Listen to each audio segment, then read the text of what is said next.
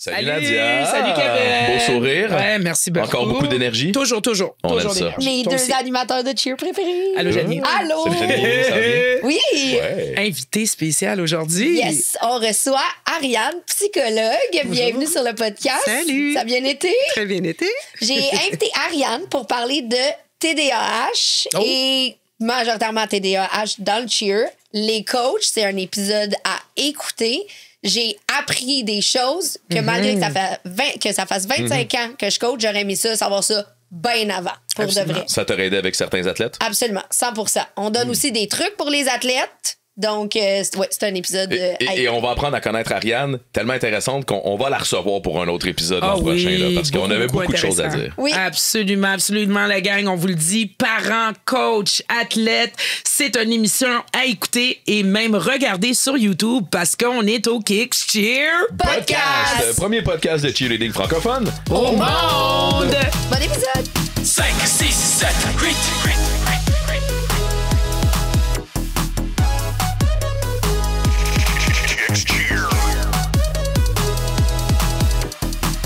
Le premier podcast francophone de cheerleading au monde. Bon matin, mesdames. Salut, bon matin. Salut Nadia, ça va bien? Allô, salut Kev, toi. Allô! Top shape. Yes. Jenny. Allô. On a un sujet super intéressant avec une personne très intéressante aujourd'hui. Bonjour. Alors, tu sais, habituellement, on reçoit des invités qui sont un peu connus dans le monde du cheer, mais là, pas du tout. En fait, on reçoit Ariane Hébert, qui est psychologue. Et en fait, c'est une maman d'une de mes anciennes athlètes. Il y a beaucoup d'années de ça. Deux de tes anciennes. Deux de mes Oui. anciennes athlètes, c'est Oh, vrai. wow. Oui, deux filles qui étaient dans le club en 2008-2009, Tu le dis. à peu près. Ben, Jenny, dis-nous pourquoi on reçoit Ariane aujourd'hui. Oui, ben en fait, on va parler de TDAH. Hein? C'est une réalité qu'on a en cheer. Il y a j'entends beaucoup d'entraîneurs dire ah, j'ai cette athlète-là, elle a du TDAH. J'ai 3 athlètes qui ont du TDAH. Ariane a une série de livres, entre autres, pas juste sur le TDAH, là, mais beaucoup. Donc, ben, premièrement, oui, c'est ça. Fait qu'à cause de ça, j'étais comme, hey, j'ai la personne pour parler de ça sur le Kicksteer podcast. Alors, Ariane, je te laisse te présenter.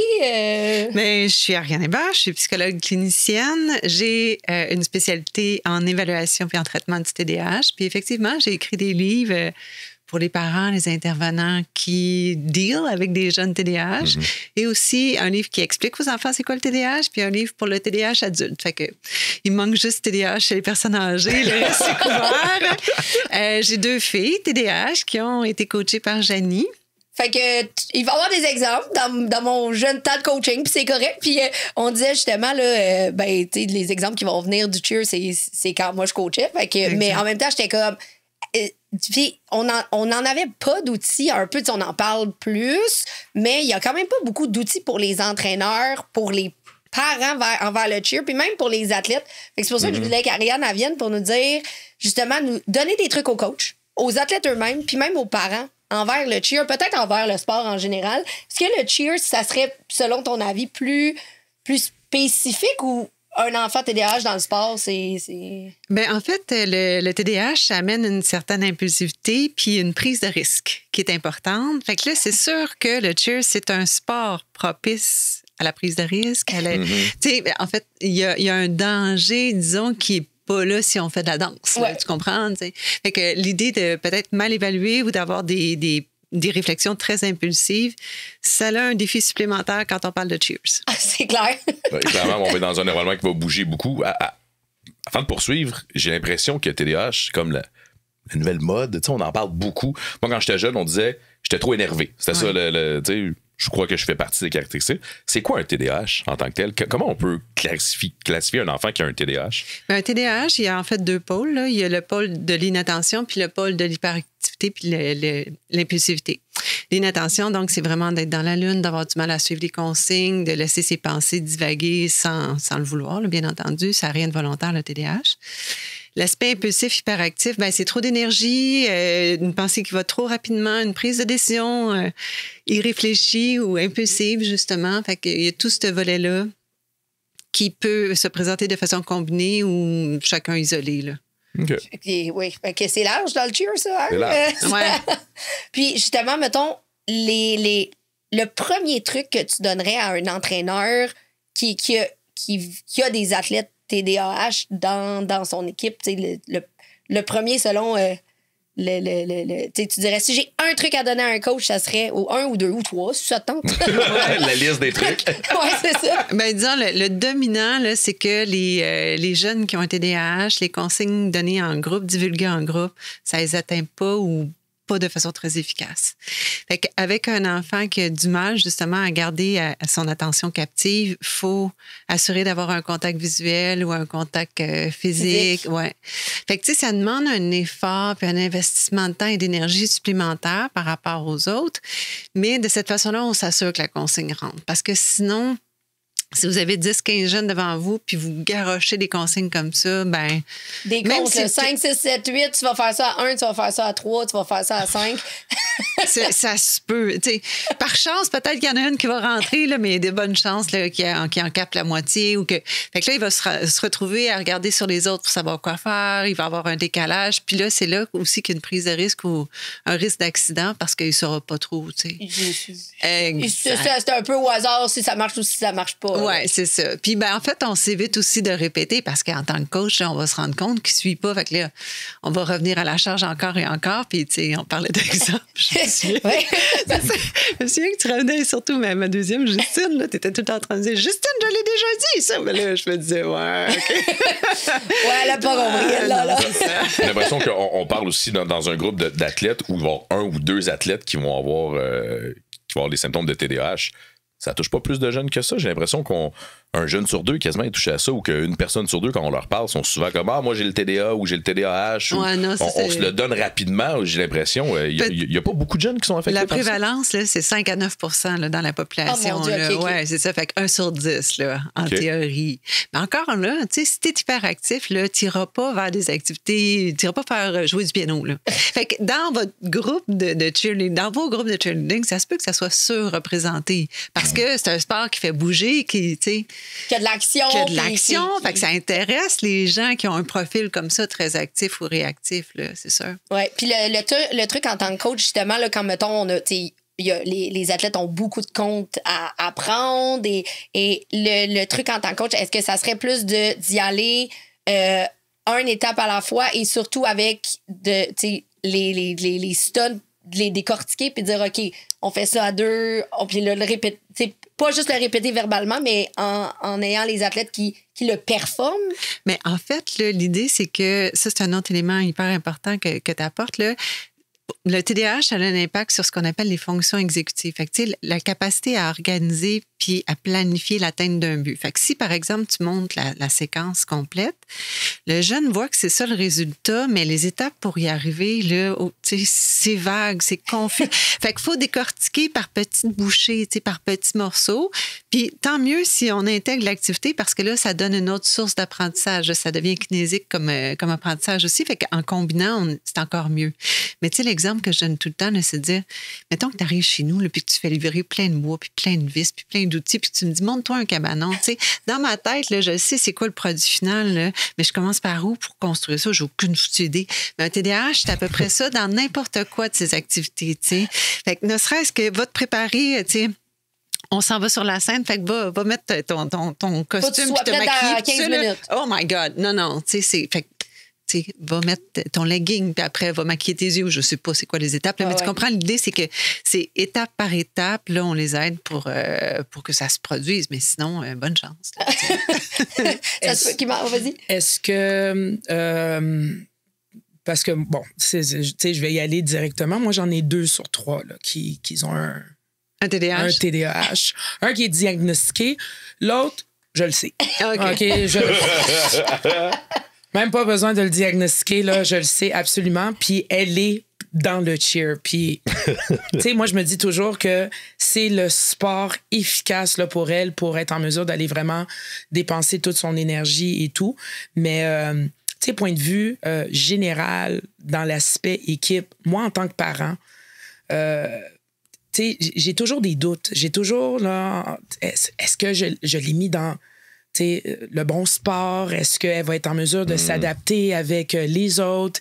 Et puis, par défaut, je reçois toujours des commentaires là, des coachs là, pour dire l'écoute n'était pas là et tout, puis on s'entend, là, elle a juste 6 ans et demi. Là. Mais quel conseil que tu peux donner en tant que pour les parents qui veulent absolument avoir leur enfant qui pratique ce sport-là, en sachant que OK, on a un TDA ou un TDAH qui est là. Je veux pas avoir l'attention qui est fixée sur mon athlète seulement, sur mon enfant. Je veux qu'elle soit en mesure de s'adapter de façon générale, mais quel genre de conseils là, que tu peux donner à un parent qui se doute, qui se pose des questions là, pour voir si c'est le bon sport pour son enfant? En fait, c'est sûr que côté agitation, la dépense énergétique, c'est effectivement le bon sport. Maintenant, quand tu dis, j'aimerais ça que le focus soit pas mis sur ma fille, elle va avoir besoin d'adaptations différentes des autres. Fait que, tu sais, ça, c'est un deuil à faire. On veut pas, par exemple, la mettre sur le spotlight et dire, toi, t'es différente. Là. Mais il y a des interventions qui sont nécessaires pour assurer un mieux-être. Et puis, au niveau des relations, en fait, ça va se répercuter dans toutes ces relations sociales. C'est-à-dire qu'il va y avoir une impulsivité qui est là. Fait que des fois, la lecture de l'autre, elle se fait vite, elle se fait de façon inexacte. Fait que là, puis il y a des gestes qui partent ou des paroles qui sont dites avant même que la réflexion supporte tout ça. Là. Fait que, tu sais, puis là, on dépasse les trucs du cheerleading. Là. En fait, on va chercher l'enfant, à outiller l'enfant sur comment faire justement pour prendre un pas de recul avant de réagir. Mais ça, c'est l'apprentissage d'une vie. Là, fait que je peux pas te donner rapidement 2-3 trucs pour qu'elle soit plus impulsive face aux copains. Non, mais c'est même pas le fait de plus l'être, c'est juste s'adapter vraiment parce que, en tout cas, en tant que parent, puis je discute aussi avec d'autres parents qui ont je veux pas dire le problème, je trouve pas que c'est un problème. C'est une condition, un style de vie qui est un peu similaire avec moi. Je trouve qu'on se rapproche vraiment beaucoup, mais c'est ça, nous, c'est la vision d'un parent versus les entraîneurs, versus aussi les autres athlètes dans l'équipe aussi, parce que tu es en train de demander aussi aux autres athlètes de s'adapter à une personne qui a cette condition-là aussi. Puis, je sais pas, de façon générale, je trouve que c'est un peu difficile à voir comment qu'on peut tout simplement trouver quel genre de clé ou quel genre de ressources pour permettre de bien passer la saison, tout simplement. Oui, je comprends. Mais en même temps, tu sais, vivre la différence. Fait que les autres athlètes, là, ça leur permet d'apprendre à s'adapter à quelqu'un de différent. Fait que, tu sais, moi, je le vois positif. Au final, tout le monde est gagnant. Là, tu sais. Dans la vie, là, tu vas rencontrer des gens qui vont avoir besoin de plus de ci, de moins de ça, puis c'est ça qui fait la beauté du monde. Oui. Puis dans une équipe de cheer, on peut monter jusqu'à 30, hein? Fait que... Oui, OK. Fait que ça fait beaucoup de beauté du monde. Oui, ça fait beaucoup de beauté du monde, en effet. Dans une équipe où on est 30 et on a plusieurs personnes avec un TDAH, est-ce que ce serait plus avantageux pour ces jeunes-là de se retrouver ensemble puis de former les stunt partners ensemble, de travailler ensemble, ou on va mettre quelqu'un qui a un TDAH, on va le regrouper avec des gens qui n'ont pas cette condition-là. Mais là, un peu à la blague, j'ai envie de te dire, si tu mettais les TDAH ensemble, là, c'est... Méchant party. C'est un méchant party. Bon, fait qu'on en revoit, c'est peut-être pas la meilleure solution. Parce que tu parles à ton groupe puis tu peux aller voir ton stunt partner pour leur donner ça en étapes. Alors, est-ce que tu vas prendre ton temps à aller parler à un individu à chaque fois dans chaque stunt partner pour leur donner les étapes, comme on mentionnait un peu plus tôt, ou on va donner ça à un groupe partner, un stunt partner, puis on va leur dire, et voilà, c'est comme ça que ça se passe, faites vos étapes, puis c'est pour l'avancement du groupe aussi. Mais en fait, là, je sais pas exactement comment sont données les consignes. Là. Fait que j'ai pas cette image-là claire dans la tête, mais assurément, par exemple, si je pense à des milieux scolaires, là, le prof va pas nécessairement faire un contact visuel et physique avec tous les élèves de sa classe qui ont un TDAH, mais elle va développer des stratégies justement pour repérer quand cette consigne-là est plus longue ou elle a besoin d'être fractionnée puis que cet élève-là est plus à risque. Fait que je présume qu'on peut mettre quelque chose comme ça en place, sinon qu'avoir des partners un peu qui offrent ce coaching-là supplémentaire. Là, fait que, que ce soit des assistants coach exact. ou des jeunes, d'autres athlètes dans l'équipe qui sont comme, OK, je suis avec toi, je vais t'aider, on va le décortiquer ensemble. Exact. Encore là, en classe, on appelle ça des mini-profs. Là. OK. Fait que, les élèves qui ont besoin de valorisation, sont bons, sont autonomes, ben, on leur donne cette mission-là. Eux autres, ça les investit dans un rôle. Fait que c'est favorable à leur estime, puis ça l'aide celui qui a besoin qu'on découpe. Fait qu'encore là, on est dans du win-win. Là. Hey, ça, c'est un très bon truc pour une équipe, ça. J'espère, les coachs, j'espère que vous avez écouté ça, parce que... Pas qu'on prend des notes. Oui, les coachs prennent des notes. C'est vraiment fantastique, cette idée. Je ne savais pas. Je l'avais jamais entendu. Dans les cas... c'est pour de vrai, là aussi, là, je seconde. T'associes tout ça? J'associe absolument. Puis, tu sais, on va pas se le cacher, là. Quand on vient, au début de la saison, tout est beau, on est en train d'apprendre la chorégraphie, on apprend aussi à s'adapter avec l'athlète.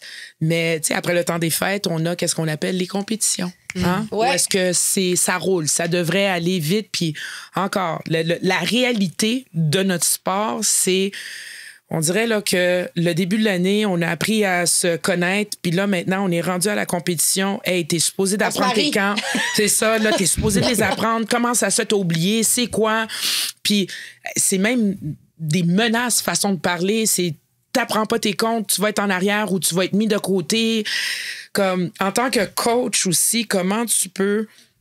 quel conseil que tu peux donner à un coach en ayant peut-être plusieurs athlètes avec cette condition-là pour dire que, encore, tu sais, tu veux pas donner une exception, tu veux pas donner une raison, mais on a la pression des compétitions, on a la pression aussi que semaine après semaine, t'es dans un point A, point B. Quel genre de conseil que tu pourrais donner aussi à un coach ou à une association ou à un gym pour rassurer ces athlètes-là pour dire, écoute, oui, on est dans un moment stressant. On peut comprendre peut-être que tu as oublié tes comptes, mais tu sais, quel genre de conseils là, que tu pourrais comme donner pour apaiser peut-être l'anxiété ou la nervosité là, de cet athlète-là? En fait, là, à mon sens, de ce que tu racontes, ça ne doit pas juste arriver au TDAH. Parce que ça, tu sais, l'anxiété de performance, là, n'importe qui.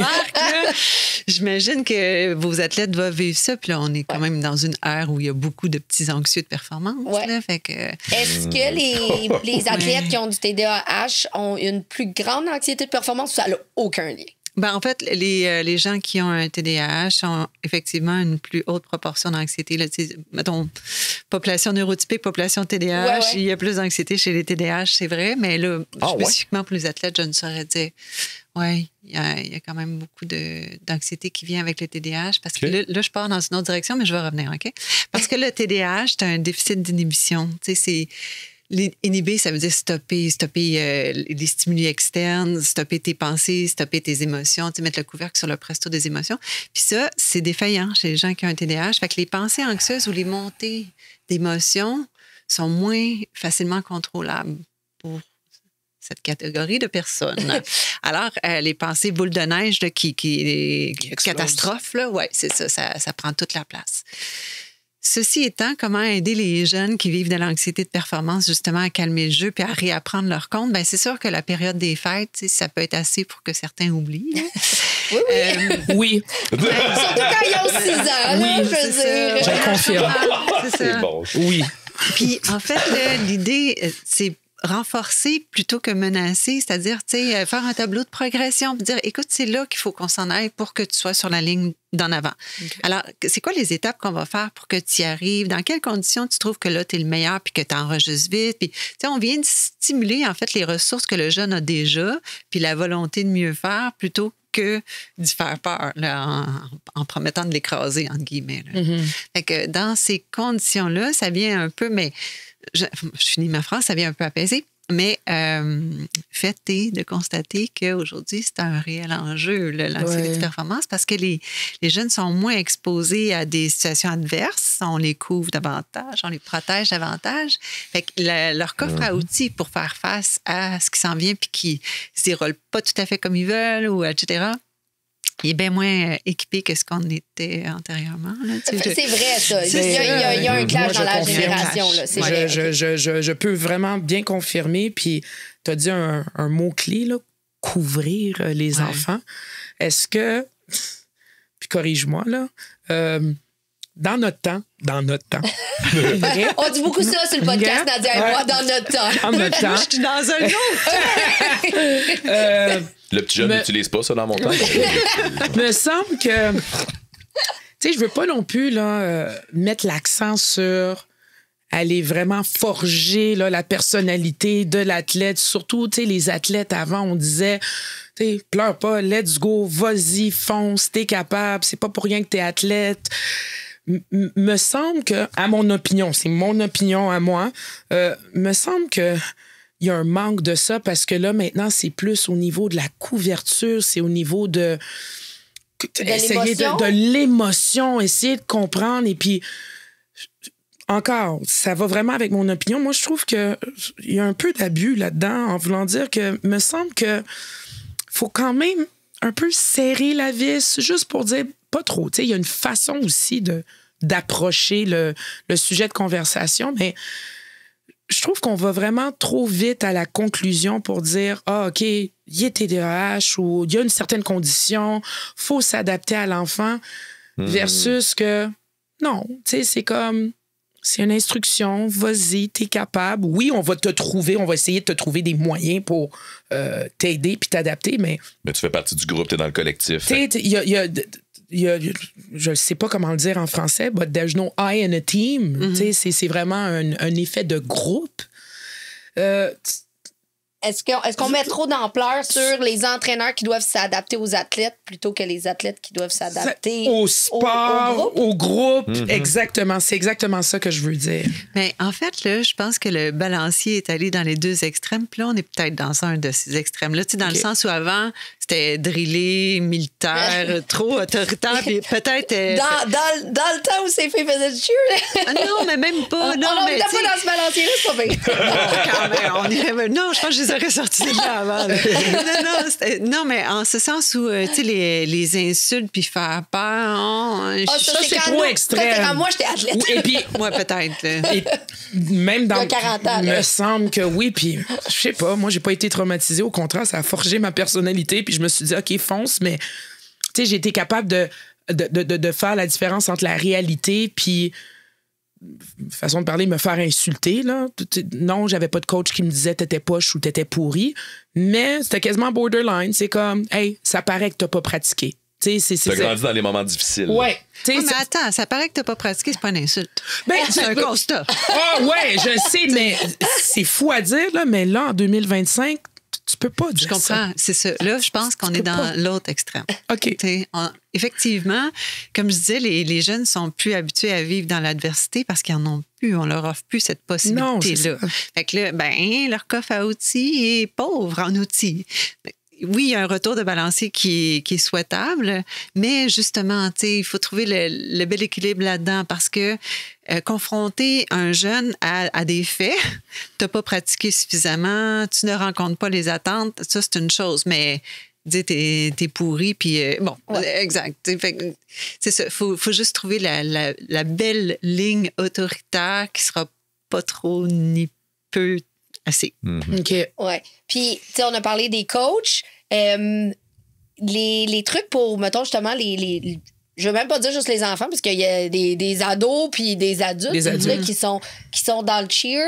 Un truc que eux, tu sais, parce que là, on a dit un petit truc pour les coachs que je suis comme, wow, pour de vrai, si tous les coachs pouvaient savoir ce truc-là. Mais en tant qu'athlète, de dire, qu'est-ce que tu dirais, mettons, à l'athlète directement pour optimiser leur pratique de cheer en disant, bon, ben ça, c'est la condition, mais pour t'aider, tu peux faire ça, mettons. Mais l'étape, le critère numéro 1, c'est connais-toi. Okay. En ce sens où, si tu es quelqu'un de très impulsif, ben, peut-être qu'il y a des positions qui sont pas souhaitables pour toi. Si, par exemple, tu sais que ton niveau d'énergie est à son plus bas juste avant la pratique de cheers, qu'est-ce que tu peux mettre en place pour renverser cette tendance-là ou faire en sorte, en fait, que prends tu sois... du café. Peut-être. c'est peut-être, ça fait peut-être... À 6 ans, peut-être non, pas. Mais c'est ça. Mais ça fait peut-être partie des solutions. Mais l'idée, c'est de dire, tu sais, fais l'évaluation. Est-ce que tu es dans des bonnes conditions quand tu arrives à ta pratique de cheerleading? Parce que si tu as déjà traversé une journée où ton puits de concentration est vidé, ben... Parce que t'avais de l'école toute la journée, parce que t'étais au travail, parce que... Oui, puis tu sais, on dira pas aux jeunes manque l'école pour ta pratique de cheer. Non, on dit pas ça. On dit pas ça, mais il y a des façons quand même de se ressourcer. Fait que si t'arrives de l'école, puis tu t'en vas à ta pratique de cheer 1 heure plus tard, puis que dans ce temps-là, t'es sur ton écran, tu t'aides pas. Non, Ok. c'est Tu sais, vrai. fait qu'il y a-tu Ok. moyen, par exemple, d'aller t'étendre sur ton lit, d'écouter de la musique ou je sais pas, chacun a ses stratégies. Arriver à tu sais. ta pratique 15-20 minutes d'avance, justement, pour. Exact. te mettre dans Étire-toi, genre avec du monde. Mais connais-toi puis reconnais tes faiblesses. Tu sais. Si tu as du mal à être attentif pendant 5 minutes continues, ben va pas dans le fond avec la gang qui placote quand le coach donne des consignes. Là. Fait que c'est reconnaître justement ce sur quoi on a besoin d'un petit peu d'aide. Connaître soi-même. Ouais. Oui, exact. Ah, c'est bon, ça. J'ai- De dire, je suis un athlète, puis genre, faut que je sois en avant. Ben, Faut c'est pas ça. que je sois en avant dans la routine, mais quand le coach. Puis ça, hey, là, j'ai 3-4 athlètes qui viennent me popper en tête que quand je disais des comptes, ils avançaient. Fiou, puis ils venaient tout de suite, genre, en avant. Parce que justement, ils se connaissaient, puis ils étaient comme si je reste en arrière. C'est sûr que je comprends rien de la pyramide. Exact. tu sais. Puis, tu vois, ça, là, ça peut faire partie, par exemple, là, des objectifs qu'on met à un athlète, par exemple, pour la session, de dire, moi, je remarque que tu as des difficultés, tout ça, je vais t'inviter à te responsabiliser. Puis, comment je vais savoir que tu t'es responsabilisé? C'est quand je vais voir que je donne des consignes que tu t'approches, quand je vais voir que tu arrives au gym d'avance pour prendre un temps seul pour te réchauffer, te préparer, te mettre dans les dispositions. Tu sais, fait que ça peut être fait sur un plan de renforcement encore là qui va être bénéfique pour le Un genre jeune de puis carnet l'équipe. d'athlète. Ouais. Ouais, Ouais. carnet d'objectifs d'athlète. Ouais. Il y en a, hein, des gyms qui font des hey, on faisait ça il y a très longtemps, mais on faisait comme, je veux pas dire un bulletin, je sais pas, on appelait pas ça un bulletin, là, mais on faisait un petit livre, là, puis on mettait des mots avant Noël, puis après à la fin de la saison. Là. Ça, moi, j'ai eu ça. Puis, oui, Oui, oui, les on filles avait avaient ça, là. ça. C'est quoi les améliorer? Qu'est-ce qui est. Wow, bravo, t'as fait du progrès. Fait que, ouais, Ouais, on ça. avait fait ça. Puis je sais qu'il y a des gyms qui font ça encore, là, parce que ma petite sœur est dans un club, puis elle a eu ça. Mais maintenant, c'est tout électronique. Là. C'est plus des papiers. En tout cas, eux autres, c'est électronique, je pense. En tout cas, bref. Mais. Cheerleading, c'est un super beau sport qui va aller joindre le fait d'avoir l'attention du groupe, où on a besoin de l'attention pour suivre. On a besoin de dépenser son énergie, le fameux TDAH, qui est hyperactivité. Hyperactivité, ouais. Si je prends exemple à la maison, ma fille à l'école prenait Concerta pour se concentrer, pour suivre la parade à l'école. Je trouvais que ça la mettait dans un environnement qui était un peu plus calme. Est-ce que c'est mieux d'aller dans une pratique sous l'effet de ces aides-là, sous l'effet d'une médicamentation pour avoir peut-être son attention envers le groupe, mais qui va réduire ton hyperactivité, ou on a besoin d'un élève qui va vouloir justement aller dépenser, ou un athlète qui va vouloir aller dépenser son énergie, qui va aider à sa concentration? Est-ce qu'on préfère le garder dans son élément plus naturel, si je peux dire? En fait, là, je vais dire des grandes généralités. Fait que peut-être que ça ne s'applique pas à tous, là, ce que je vais nommer, mais la médication n'est pas supposée rendre l'individu amorphe. Fait que c'est juste supposé recentrer justement sa capacité à se concentrer, mais aussi si on a envie de bouger. Donc, ça ne devrait pas faire en sorte que l'athlète soit écrasé puis ait moins d'énergie à donner dans sa pratique. Ça devrait juste être mieux canalisé. T'sais. Bon, ceci étant, comme je dis, il y a peut-être des exceptions où effectivement on voit une chute d'énergie avec la médication. Puis là, il faut voir si la colonne des plus et de moins. Là, y a-t-il plus de bénéfices ou moins à avoir la médication pendant la pratique? Là, rendu là, c'est un peu une évaluation Cas par cas. individuelle. Oui, c'est ça, C'est exact. très du cas par cas. Ouais. Parce que si on y va vraiment au niveau de médication, tout dépendamment, le médecin aussi, l'école versus le sport aussi. Tu sais, moi, mon fils, il prenait sa médication le matin parce que c'était vraiment la concentration en général, c'est pour l'école. Et il fait du foot, il fait du football. Alors, durant l'été, quand il n'y avait pas d'école, ben, on lui donnait plus sa médication en après-midi. Alors, il y avait une différence. Il y avait une grosse différence entre l'année scolaire et puis durant l'été, parce que sa médication avait été prise plus tard durant la journée. Puis dans ces pratiques, tu voyais une différence? Ah oui, une grosse différence. Mais en Sur même temps, l'attention. tu sais, Ouais. Ben il y a oui. des parents, par exemple, qui me disent est-ce que je peux arrêter la médication l'été? Tu sais, il y a certains enfants Ah qui oui, il y a ça diraient, aussi. oublie ça, parce que, tu sais, il va marcher sur le bord de la piscine ou il va traverser la rue, puis il est à grosse risque. débat. là. Puis il y en a d'autres que c'est vraiment lié aux apprentissages. Fait que, ouais, OK, tu peux prendre une pause. Tu sais, fait que il y a beaucoup de variations. Ben, la Parce que ma fille n'aurait pas pu faire de là. sport en n'ayant pas cette médicamentation-là, du sens que ses cours de patinage artistique, pour elle, c'était du patin libre. Elle faisait juste se promener partout, puis elle n'était pas à sa station d'apprentissage. Ben oui, exactement. Fait que, on l'a lâché, puis on a dit, si tu veux patiner, on va patiner. Là. Parce qu'elle a trouvé ça long, attendre en ligne, puis écouter les consignes, puis se promener entre les comptes. Fait qu'elle partait, puis elle patinait. Fait on a changé de fusil d'épaule, puis on la met au patin libre maintenant, puis elle apprécie beaucoup plus ce moment-là que d'être en arrière d'une ligne, puis d'essayer de suivre. Là, elle n'avait pas le choix d'avoir cette médicamentation pour l'aider. Mais d'un autre côté, on trouvait que ça l'affectait un peu son attitude ou son. Je trouvais qu'il y avait un changement. Fait qu'on voulait pas nécessairement lui donner cette médicamentation-là. Alors, on a adapté la pratique de son sport pour l'aider justement. Fait que plus de cours de patin, bon patin libre, puis tout le monde est gagnant. Parce que sans ça, elle n'aurait pas pu performer, elle n'aurait pas pu suivre. Là. C'était difficile. Est-ce qu'il y a une différence entre un sport individuel puis un sport d'équipe au niveau du TDAH? Ben, oui, c'est sûr que le sport individuel demande peu ou beaucoup moins d'interaction avec les autres. Fait que, tu sais, toute la notion, justement, de la lecture de l'autre, de l'impulsivité dans l'interaction, ça prend pas de place. Et puis, les variations, par exemple, d'attention, de concentration, ben c'est toi par rapport à toi. Là. C'est ça. Fait que l'impact peut être moins important. Fait que des fois, effectivement, pour des jeunes qui ont plus de difficultés à interagir, c'est favorable de faire des sports individuels. OK. Par contre, c'est quand même un beau laboratoire d'apprentissage. L'équipe C'est côté sportive. social Oui, aussi. c'est là. ça. Ça développe vraiment ce Oui. côté-là aussi. Parce que maintenant, sur le marché du travail, tu peux pas travailler tout le temps tout Seul. seul. Hein? C'est... Ah, t'as besoin Avec le d'interagir, télétravail n'est-ce aujourd'hui, pas? maintenant, c'est possible. ouais, mais c'est pas l'idéal. hein? Non. Ah non, mais... Fait que, tu sais, l'interaction des gens autour de toi et l'adaptation autour de toi, c'est quand même, c'est quand même présent, là. hein? Fait Ça, que, c'est important. Ouais. Mais quand l'interaction avec les autres est trop source de frustration ou de perte d'estime ou de dévalorisation, c'est correct de choisir un sport individuel. Par contre, si on voit qu'on a des gains à faire, ben tant mieux. C'est un beau laboratoire pour le faire. Là. OK. Oui, exact. Puis, on a parlé de compétition tantôt. Une compé, il y a beaucoup de stimuli, il y a beaucoup de musique, il y a beaucoup de choses. Il y a tout. Est-ce que, justement, durant la compétition, là, est-ce que les mêmes trucs s'appliquent pour les athlètes de dire, ben apprendre à se connaître beaucoup pour savoir c'est quoi ton rituel pour être capable de bien performer sur un tapis? Est-ce qu'il y a d'autres trucs avec justement pour essayer de focusser malgré tous ces stimuli qui se passent dans une compé? Oui, parce que en fait, justement, le manque d'inhibition fait que les TDAH, ils perçoivent plus ces stimuli-là. Puis le TDAH, c'est souvent accompagné aussi de particularités sensorielles. Je sais pas si c'est... Donc, le fait de se couper de certains stimuli, ça va être aidant pour le réservoir d'énergie, le réservoir de concentration. Fait que, par exemple, quand on n'est pas soi-même sur le tapis, évidemment, avoir des coquilles insonorisantes ou choisir se mettre un capuchon pour avoir plus d'ombrage dans les yeux, ce genre de trucs-là. Tu sais, même certains vont bénéficier de balles de stress, de petits trucs pour occuper les mains, puis tout ça.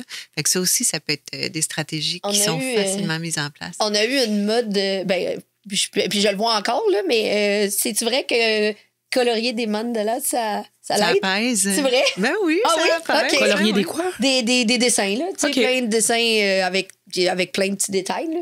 Moi, j'ai une équipe, là, à un moment donné, c'était leur affaire. Ils s'amenaient tous des papiers, puis même que c'était rendu dans la valise de coach, là, on avait plein de crayons en feu, puis ils s'installaient, puis ils dessinaient. Ça les calmait. Ça marchait. Ben si ça marchait. Ça marchait. Est-ce que c'est bon de donner un rôle à un athlète qui va être TDAH, par exemple? On a souvent les gens qui vont amener les bouteilles ou qui vont avoir un rôle à l'intérieur d'une équipe. Le speaker, la valise. Des speakers, la valise. Est-ce que ça peut aider ces gens-là à leur donner un rôle ou un mandat spécifique de dire hey, concentre-toi là-dessus? Comme ça, la personne, elle ne répète pas son attention à gauche pas à droite. Ça peut être bon. Tu sais, l'idée, en fait, souvent, on va donner ces tâches-là, mettons, à l'école pour les faire bouger davantage. Ouais. Je sais pas s'ils ont besoin de bouger plus dans la compétition. Mais ceci étant, oui, ça focus, puis ça permet justement une certaine valorisation aussi. Là. Tu sais, j'ai mon rôle spécifique, c'est moi qui est en charge des bouteilles, fait que pas de mauvaise idée. Good. Fait que sur une année, de ce que j'en comprends, c'est de dire aux athlètes et aux parents et aux coachs, de connaître l'athlète. Qu'est-ce que tu dirais aux parents qui veulent pas le dire aux entraîneurs que l'enfant est atteint de Y a des gens qui cachent ça? Oh, ben, Ah ouais? plus souvent qu'autrement, là. C'est pas quelque chose. Plus on le souvent voit. qu'autrement. Ah, ben oui. Ça m'étonne. Oui. Dans oui? mes dernières années, à un moment donné, c'est que tu l'apprends, là. Ouais. Parce qu'à un moment donné, quand Non, tu le sais moi, pas en tant qu'entraîneur, Mais tu le vois. Moi, je le dis, je le vois, je Ouais. le dis haut et fort, puis ça paraît. Puis après 2-3 pratiques, la coach me regarde pour faire Ouais. Puis je suis comme, non, coupable. Mais, Elle tu sait. sais, c'est que, moi, je veux dire, du monde qui ont, tu sais, des athlètes qui ont de l'énergie, il y en a plein en cheer. Tu sais, fait qu'à un moment donné, tu sais, si ça vient plus turbulent aussi ou quoi que ce soit, à un moment donné, là, tu sais, tu rencontres le parent ou tu rencontres la dette. Puis là, à un moment donné, soudainement, après parce que habituellement, ça se fait vite, là, après 2, 3, 4 semaines, là, le parent dit, ah oui, elle est TDAH. Hey boy. Ça aurait été le fun, tu le déclare dans la feuille de Ben, c'est ça, on je le comprends. demande, là, la plupart Au des niveau gyms des le demandent. fers, des formulaires, tu sais, on a une place. Puis à date, à ce que je sache, là, dans mes dernières années, puis en parlant avec d'autres parents, là, je crois que c'est quelque chose vraiment qu'on est à l'aise de dire. Versus, Ouais, mais v'là 10 ans, 10, 15 ans, où est-ce que tu voulais pas l'admettre, tu voulais rien faire du tout. Puis, tu sais, t'avais le fameux typique, moi, je l'ai toujours dit, moi, je suis TDAH non diagnostiqué. Ah ouais. Parce que mes parents, non, va jouer. Ouais. Va faire un sport, là, c'est ça que t'as de besoin. OK? Mais formellement, je crois que j'aurais dû Tu sais que passer par j'évalue là. les adultes aussi. Vrai, absolument. Mais non, à date, encore par expérience, je crois que je trouve qu'on est quand même assez ouvert là, pour partager ça parce que ça reste que c'est un sport de contact. C'est un sport aussi où est-ce que c'est pas juste ton enfant, là, c'est les enfants des autres aussi.